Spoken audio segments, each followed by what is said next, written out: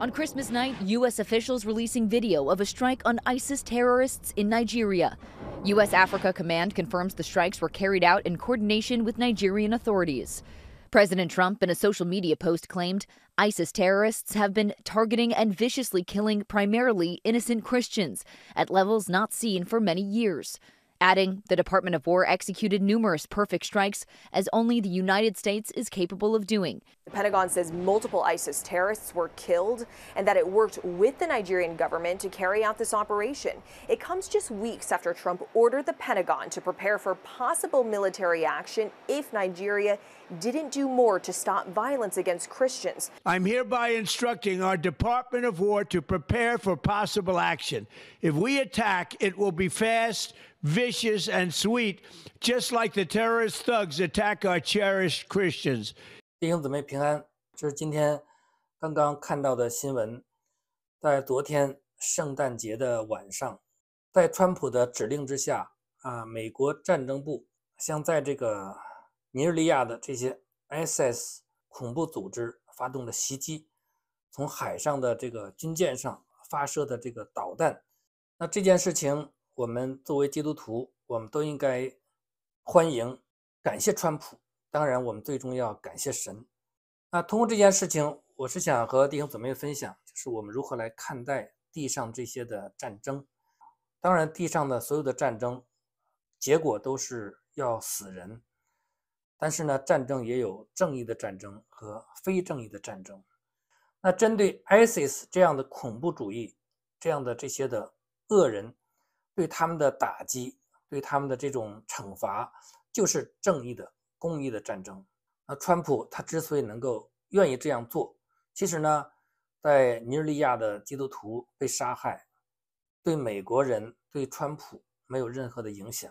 但是呢，大概在1-2個月之前，當這些恐怖主義殺害這些基督徒的時候，川普就已經發出了警告，說如果他們沒有採取行動，讓這些的情況得到遏制，他要命令美國的戰爭部做好軍事干預的準備。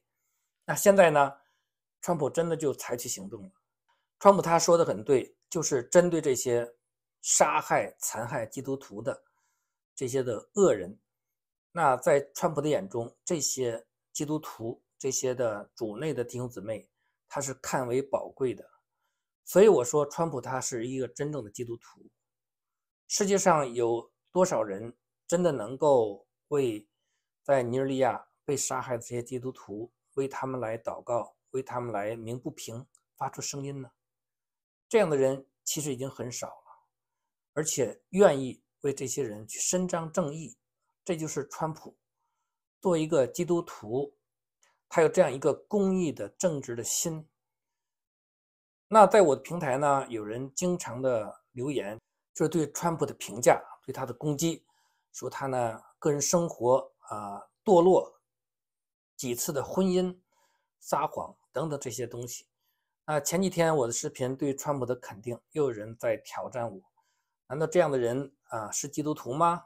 他能夠得救嗎？他有這麼敗壞的這種表現？當然我不認為川普他是一個完美的人，他是一個道德模範。但是呢，我們看一個人要看他的主要的最重要的這些的地方，就是他的生命的表現。他做這些事情是不是按照公平公義的原則，是不是誠實正直？那相比較來說，他比拜登、比奧巴馬這樣的人，在我的眼中，他是比他們強的太多太多了。至於他的個人的私生活，說句實話，我了解的並不是很多。但是呢，你從他的家庭，從他的子女和拜登的子女呢，我們來比較，我們就能夠看出來。一方面是他個人的行為影響他的子女，另外一方面就是從他的家庭身上也看見神的祝福。那拜登的兒子是什麼樣子？川普的兒女是什麼樣子？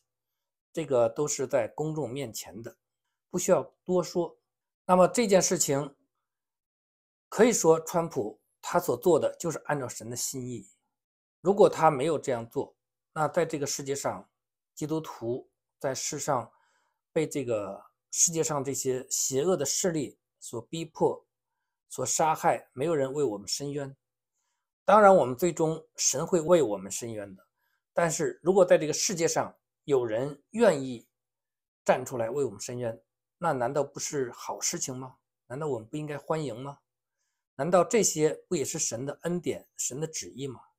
另外一方面，我認為現在在美國有這樣的一群敬畏神的這些的領袖川普，還有萬斯、盧比奧，還有海格塞斯，他們這樣一些人都是神所興起的，在這個時代能夠彰顯神的公平公義，並且呢，神也賜給美國有這樣的強大的軍隊，讓美國不管是在經濟上、科技上還是軍事上都是這樣的強大。神給他們這樣的強大的實力，能夠按照神的心意去伸張正義。假如美國是一個弱小的、沒有強大的軍隊，那他們想做這些事情也做不成。所以呢，我們要為美國、為川普的團隊感謝神，並且要為他們來禱告，求神繼續來帶領、來保守美國的這些的領袖們，敬畏神，按照神的心意去行公義、好憐憫，也讓我們這些基督徒在世上因着他們敬畏神，就像保羅所說的，讓我們這些願意敬虔度日的基督徒，我們能夠有更寬鬆的環境。這些呢，都是神的恩典，在這個末世，讓我們還能夠有稍微寬鬆的環境，我們都要為這些來感謝神。